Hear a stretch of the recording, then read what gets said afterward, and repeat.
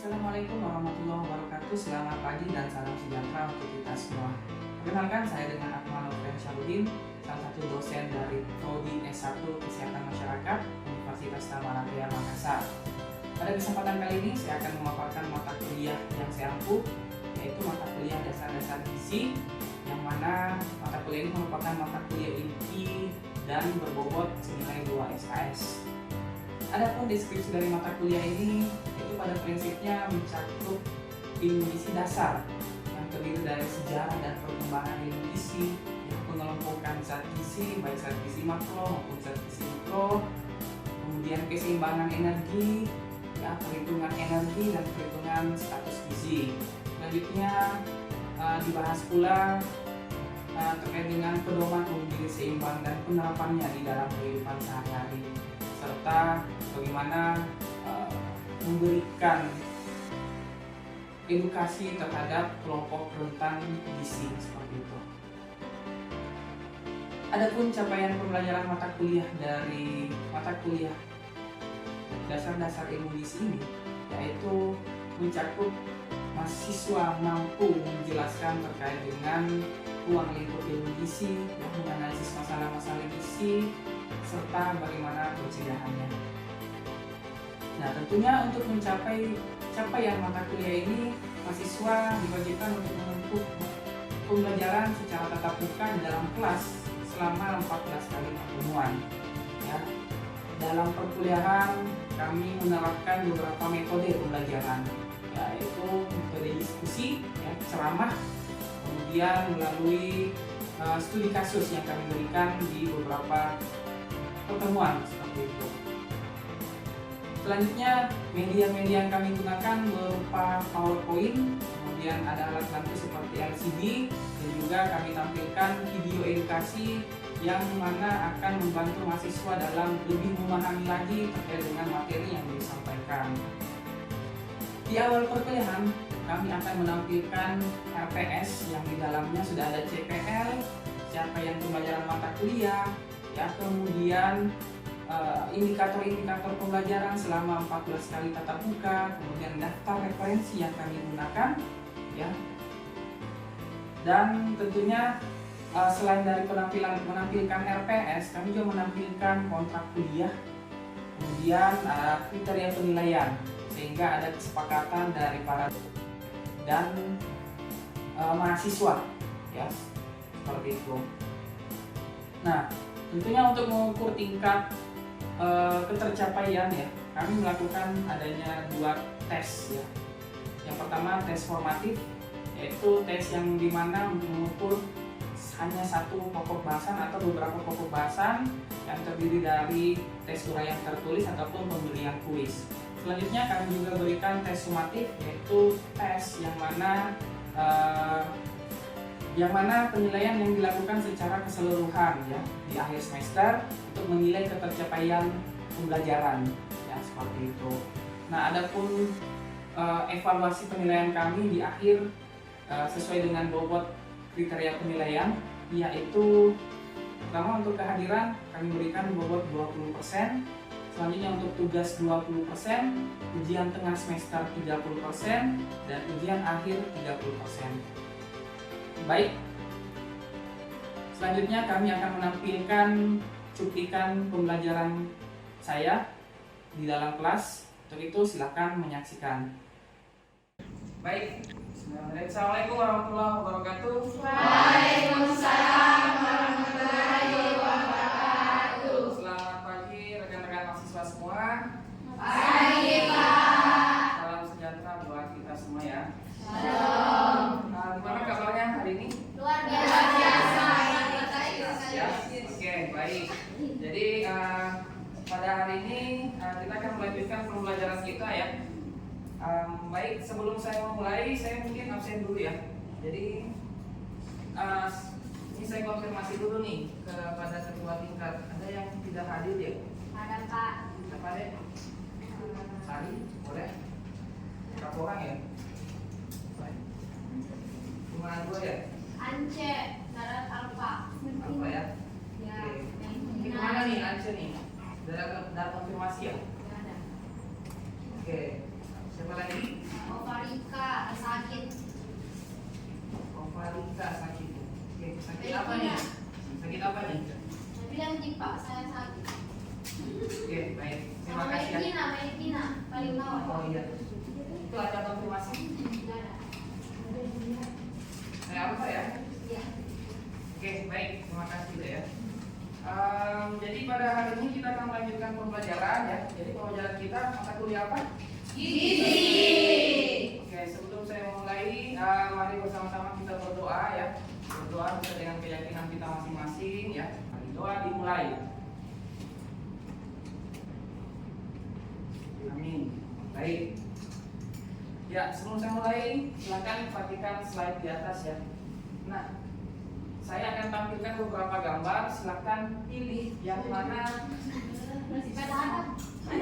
yang mana porsi makan kalian sehari-hari. Pada umumnya ya. Ada yang jawab C? Saya. Ada yang jawab A? Saya. Yang jawab B? Rahman. Ini kalau yang Bukan. ini yang gambar kamu mungkin sehari-hari ya buat kalian ya. Kalau yang B mungkin pada waktu ada acara nih ya. Acara ada kondangan ya. Kalau ada kondangan biasanya ada yang seperti ini ya. Banyak. Nasinya membunuh ya, nasinya membunuh ya. Oke. Berarti kebanyakan rata-rata jawab yang jujur ya, yang jujur ya. B. Oke, baik. Ini beberapa gambar yang mungkin kalian biasa konsumsi di rumah ya. Mungkin ya tidak biasa ya, atau ada yang sering sekali ya. Ada yang kadang, ada yang sering, ada yang selalu malah ya. Oke, baik. Nah, terkait dengan gambar-gambar tadi yang disampaikan ya. Jadi di sini akan saya sampaikan nih bahwa porsi makan yang seperti apa sih yang sebaiknya kita konsumsi. Nah, di sini ada kita akan mempelajari terkait dengan mata kuliah dasar-dasar gizi, khususnya topik ke-14 ya. Ini minggu ke-14. Jadi gizi seimbang ya. Seimbang itu seperti apa ya? Nah, sebelum saya mulai, saya akan sampaikan sedikit capaian pembelajaran mata kuliah kita. Jadi rekan-rekan mahasiswa semua setelah mengikuti kegiatan pembelajaran, kalian akan mampu menjelaskan ya praktek prinsip gizi seimbang dan perbedaannya dengan konsep 4 sehat 5 sempurna. 4 sehat 5 sempurna ini kan sudah kalian mungkin masih menerapkan ini ya, tapi saya akan sampaikan bahwa 4 sehat 5 sempurna ini sebenarnya sudah tidak update lagi ya. Kita perlu update kepada gizi seimbang. 4 sehat 5 sempurna itu tahun 1950-an malah ya. Ini kalau sampai hari ini masih ada yang pakai ini berarti kurang update ya, udah.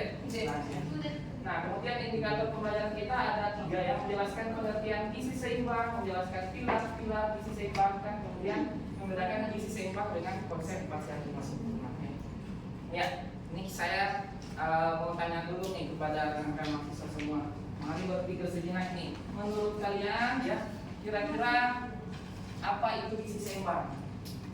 Bagaimana pola makan Anda saat ini? Menurut Anda yang benar itu seperti apa pola makan? Mungkin ada satu orang yang bisa menyampaikan pendapatnya. Silakan. Ya, kita ya. Siapa namanya? Murni. Silakan deh. Gizi seimbang itu seperti apa? Menurutnya saja. Kalau saya gizi seimbang itu kayak makanan sehat yang kayak lengkap semuanya. Lengkap semuanya. Oke, kemudian pola makan Anda saat ini seperti apa? Tidak sehat, Pak. Sudah sehat, lengkap ya? Atau tidak lengkap? Tidak lengkap. Apa yang kurang lengkap? Saya itu makan gizi telur sama mie, Telur sama mie, ya. gizi nasi sama mie ayam. Lengkap. Sayurnya mana? Tidak ada. Tidak ada. Oke, jadi problemnya semua sayur sering ya? Iya, kurang. Kurang ya? Oke. Kemudian menurut Anda ya, menurut Anda pola makan yang benar seperti apa? Yang Ada sayur, nasi, buah. itu ya, itu yang lengkap ya. Jadi yang saya nanti tolong introspeksi diri apakah memang makan saya seperti yang disampaikan oleh saudari ini tadi ya. Oke, baik. Terima kasih Murni ya. Nah, di sini ini outline pembelajaran kita ya. Jadi pembelajaran kita apa itu pengertian gizi ya, gizi seimbang, tujuannya apa, pedoman umum gizi seimbang, visualisasi gizi seimbang, dan perbedaan gizi seimbang dengan konsep 4 sehat 5 sempurna ya. Ini outline pembelajaran kita. Jadi kalau berbicara soal gizi seimbang ya, jadi ini pada prinsipnya kita memperhatikan apa yang dimakan, apa yang dikonsumsi dan apa yang dikeluarkan oleh tubuh, apa yang dibutuhkan ya. Jadi apa yang masuk dan apa yang dikeluarkan oleh tubuh itu pada prinsipnya gizi seimbang. Jadi apa yang masuk disesuaikan dengan kebutuhan kita ya. Ibaratnya itu seperti timbangan. Kalau kebutuhan kita jauh lebih banyak, apa yang dikonsumsi jauh lebih banyak dibandingkan dengan kebutuhan, apa dampaknya? Makan lebih banyak, tapi kebutuhan kita sebenarnya sedikit. Dampaknya apa? Peningkatan berat badan. Jangan dulu obesitas ya. Tingkat dulu berat badannya pertama kalau lebih berlanjut terus ya bisa saja overweight ataupun obesitas. Kalau semisal makannya sedikit tapi kebutuhannya banyak, yang terjadi apa? Kurang berat badan.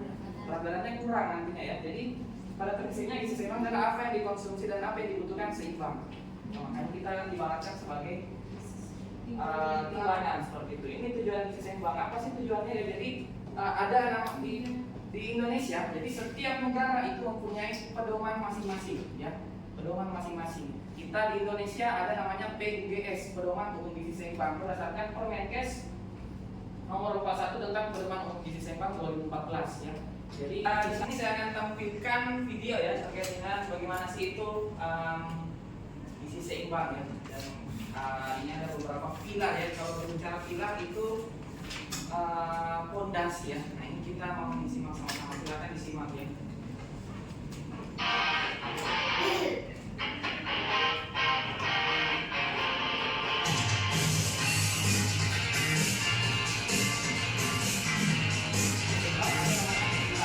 Pilar itu adalah fondasinya. Jadi ketika kita mau menerapkan gizi seimbang, maka ada pilar nih, fondasi seperti rumah ya, seperti itu. Tadi pilar pertama apa? Konsumsi makanan yang beragam. Oke, makanan yang beragam. Yang kedua apa? PHBS. Apa itu PHBS? Panjangannya? Yang ketiga? Yang keempat? Mantap berat badan. Jadi 4 pilar ini harus ada ya, menjadi dukungan ya sebelum kita menerapkan pedoman gizi seimbang. Nah di sini saya akan menjelaskan ya sebelum penjelasan 4 pilar itu akan ada pada pesan umum gizi seimbang. Ini ada 10 pesan umum gizi seimbang. Yang pertama adalah syukuri dan nikmati keanekaragaman pangan yang ada di depan mata kita ya, seperti itu. Jadi cara bersyukur itu biasanya kita bagaimana cara bersyukur? Berdoa. Jadi biasanya sebelum kita makan kita berdoa ya, seperti itu ya. Kemudian, nah ini yang keanekaragaman pangan ya. Jadi tidak hanya nasi saja yang biasa kita konsumsi, tapi misalnya contoh teman-teman kita yang ada di Palopo, yang di Luwu itu sering konsumsi sagu, ya. Kemudian teman-teman kita yang ada di NTT ya, itu biasa konsumsi jagung, nasi jagung. Ya, jadi bervariasi ya. Kecuali kalau kita di Makassar jarang ada yang konsumsi sagu pasti carinya nasi ya. Jadi keanekaragaman pangan ini penting ya. Nah ini beberapa contoh buah ya. Yang sering kalian konsumsi buah apa nih?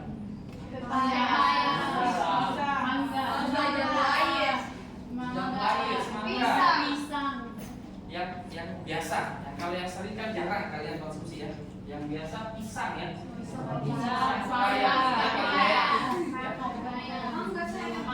Sampai sekarang lagi musim ya. Jadi oke. Ini sayur-sayuran nih. Sayur apa yang biasa kalian konsumsi? Yang laki-laki kayaknya jarang makan sayur.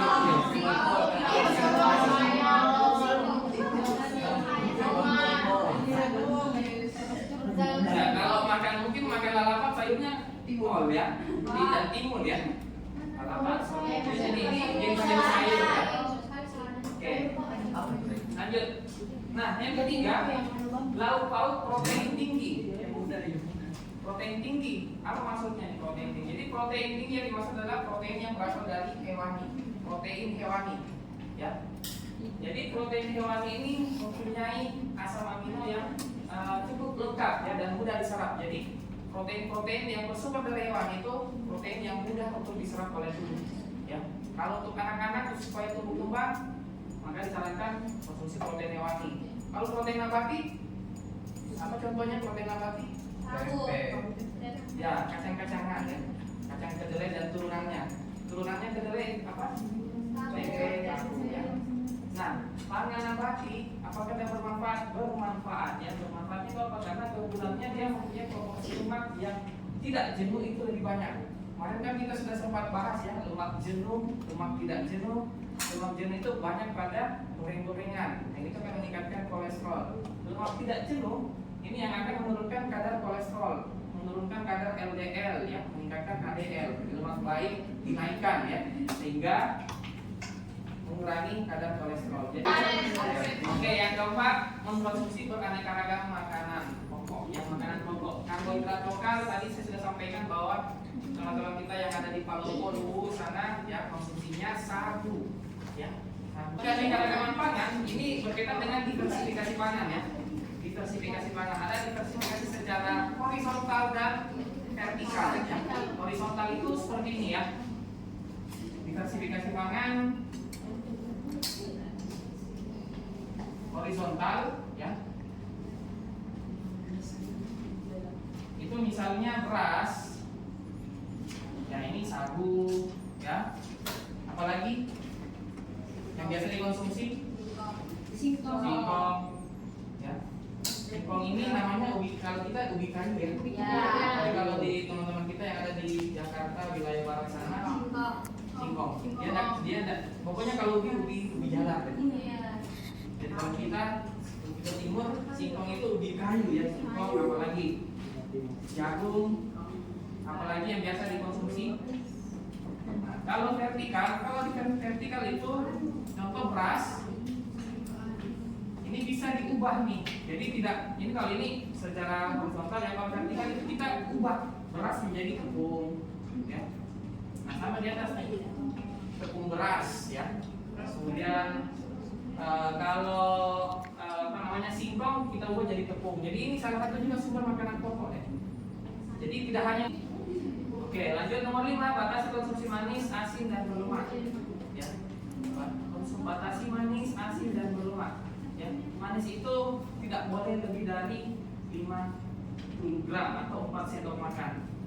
Makanan manis ya. Kemudian kalau lemak tidak boleh lebih dari 5 sendok makan atau 67 gram. Pak, bagaimana kalau misalnya saya goreng ikan ya? Goreng ikan seperti apa? Jadi ada kalau misalnya ikan yang kita goreng itu ada serapan minyak ya. Itu tergantung variasi dari ikan yang kita goreng. Ya, kemudian telur juga ya bervariasi juga serapan minyaknya ya telur goreng. Jadi minyak ini kita batasi kalau bisa ya 5 sendok per hari. Ya, kemudian kalau untuk natrium itu 2000 mg atau 1 sendok teh. 1 sendok teh garam. Natrium itu salah satu mineral ya yang ketika kita konsumsi berlebih di atas 2000 mg itu akan meningkatkan risiko peningkatan tekanan darah. Natrium itu di mana? Menurut kalian natrium itu di apa saja contohnya? Garam yang NaCl. Kemudian apa lagi? Kecap. Jadi tidak melulu bahwa yang asin-asin yang manis-manis itu tidak ada natrium. Semua yang berpengawet, makanan kemasan berpengawet ataupun tidak berpengawet, contoh daging, unggas, itu ada natriumnya. Kemudian biasakan sarapan. Sarapan tadi semua sarapan? Tidak. Sarapan. Makan siang. Makan siang. Sarapan itu jam sampai jam berapa? 9. Dari kapan? Dari jam 9. Dari bangun pagi itu entah setengah 6, jam 6 ya itu sudah termasuk sarapan sampai jam 9 pagi ya. Biasanya sih 2 jam setelah bangun. Itu batas kita untuk konsumsi sarapan. Setelahnya itu dikategorikan snack atau makan siang ya. Jadi sarapan itu bagus untuk daya ingat ya, daya konsentrasi untuk memenuhi ya seperti itu ya. Lanjut nih. Kemudian biasakan minum air putih. Sudahkah kalian minum air putih hari ini? Sudah. Berapa gelas? 2. 8 hari. Berapa gelas? Itu tadi habis ya. Ini berapa mililiter nih? 600 mililiter. Berarti kurang lebih ya ini kan 2 liter ya. Kita dianjurkan konsumsi 2 liter per hari minimal ya. Ya minimal 2 liter berarti kurang lebih 4 botol seperti itu ya. Oke, yang kita harus konsumsi itu. Kenapa? Karena untuk mendukung metabolisme tubuh kita ya. Atur buang olahraga ya. Nah ini beberapa ini visualisasi gizi seimbang. Tadi kan ada 10 pesan, ini visualisasinya ya. Jadi visualisasinya ibaratnya dia nasi tumpeng. Ini berbasis pangan, berbasis lokal ya. Jadi semakin ke atas semakin sedikit ya. Semakin ke bawah semakin banyak. Yang banyak ini makanan pokok ya. Kemudian di atas itu lemak, natrium sama garam. Lemak, natrium sama gula itu dibatasi seperti itu. Nah, bagaimana dalam bentuk piring? Seperti dalam bentuk piring ya. Makanan pokok 3/4 ya. Kemudian lauk pauk ya, kemudian buah-buahan itu juga sama porsinya dengan lauk pauk. Kemudian untuk sayuran sama porsinya dengan makanan pokok ya. Seperti itu. Biasakan cuci tangan ya. Kemudian diselingi dengan makanan selingan, 2 kali selingan, 3 kali makan, 2 kali selingan, selingan pagi dan selingan sore, ya. Ini selingan ini kalau semisal makanan yang kita konsumsi belum cukup di sini, misalnya buah-buahan yang kurang, kita bisa selingi dengan pada waktu makan snack, buah-buahan atau panduan, ya. Saya ada contoh saja. Ini ada video yang bisa kalian simak seberapa. Ini untuk menjawab pertanyaan yang jawab ya. Makanan yang seperti makanan apa sih yang bagus untuk kita konsumsi ya? Ini ada video, silakan disimak. Dirimu menentukan kesehatanmu, biar kamu bisa Silakan disimak ya. terapi. Harus porsi idealnya ya. Untuk saja sekali makan dari setengah piring, 2/3-nya sayuran, 1/3-nya yang buah, dan setengah piring lainnya 1/3 lauk pauk dan 2/3 makanan pokok. Makanan sehat itu mudah kan? Gunakan makanan lokal di sekitarmu. Ini isi piringmu. Oke, ada yang seperti itu porsinya? biasa. Biasa kalau ada lagi kalau sama orang tua, tapi kalau di kosan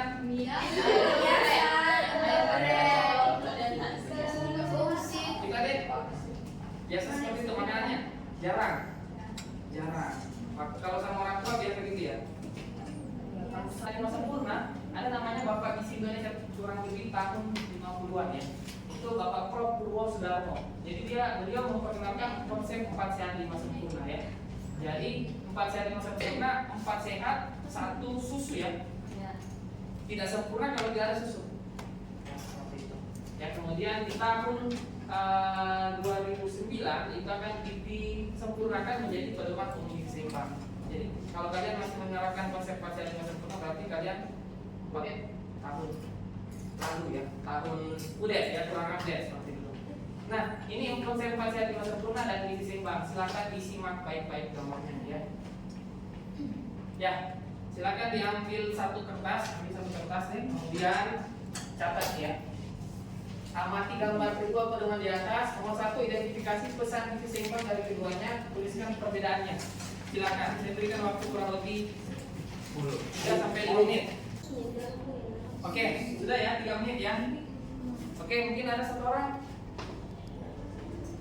yang mau menyampaikan pendapatnya, apa sih bedanya dari 2 gambar di atas? Ya, silakan mungkin. Ya, silakan. Kita. Kalau gizi seimbang itu ada aktivitas fisiknya.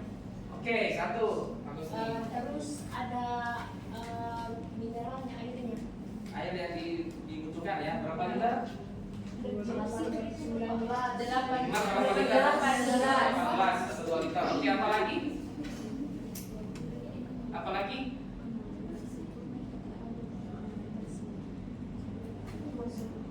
Gimana? Ada susu tidak di sebelah?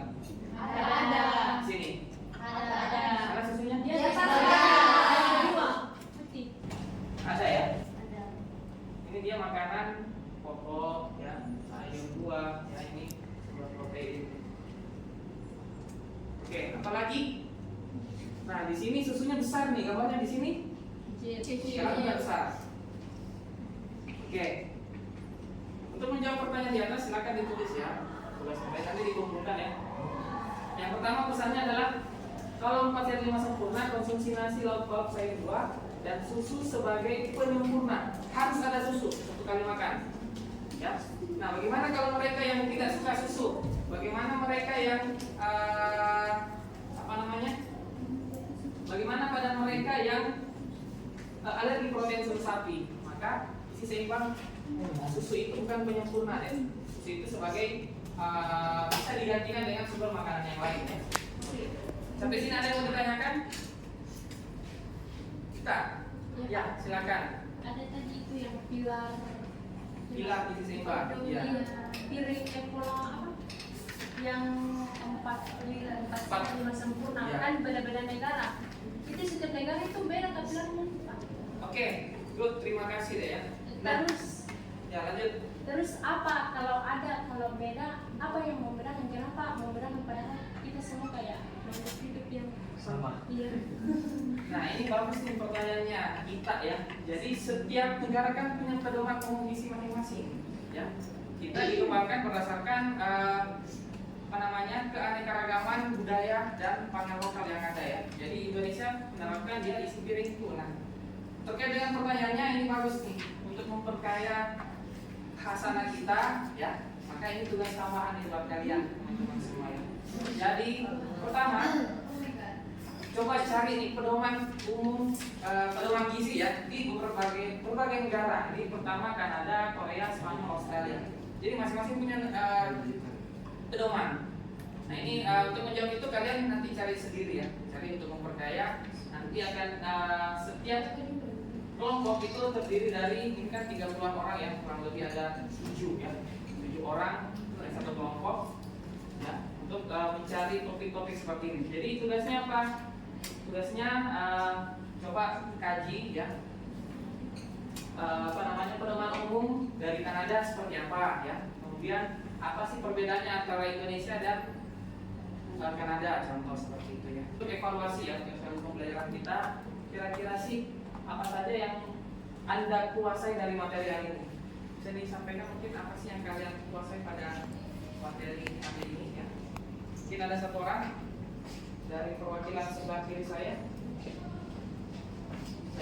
Silakan. Apa sih yang Anda kuasai hari ini? Saya hari ini saya bisa tahu perbedaan Ya. sehat lima sempurna Oke. dan gizi seimbang. Kemudian Ternyata untuk gizi seimbang itu kita harus memperhatikan konsumsi makanan yang sehat, Oke. termasuk PHBS, aktivitas fisik, dan juga memantau berat badan itu juga masuk ke gizi seimbang. Oke, good. Terima kasih Ade. Jadi tadi nah sebagai kesimpulan mungkin ada yang mau memberikan kesimpulan selain teman kita yang tadi? Ada? Mungkin memberikan kesimpulan, silakan mungkin siapa? Murni. Silakan berikan kesimpulannya. Ya. Nah, kesimpulannya ya Ya, bisa dibesarkan suaranya.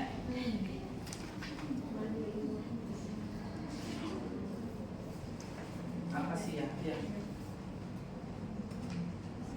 Silakan.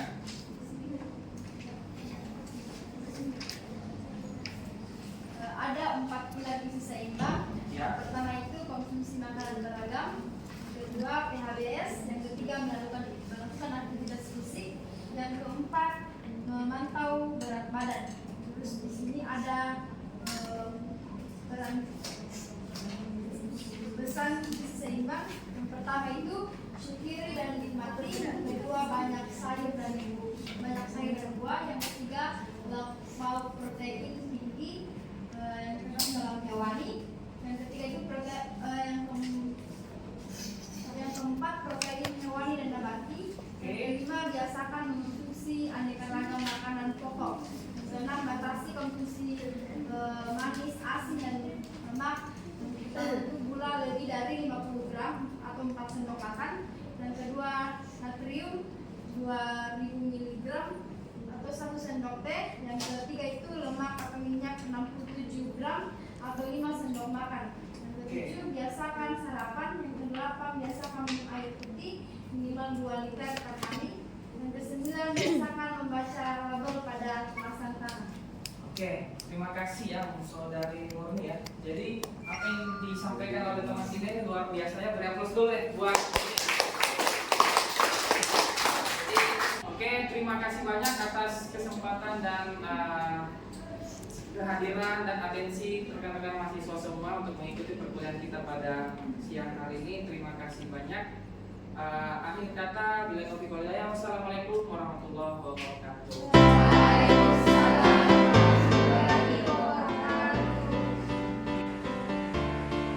Baik, itulah tadi penyampaian materi saya di dalam kelas.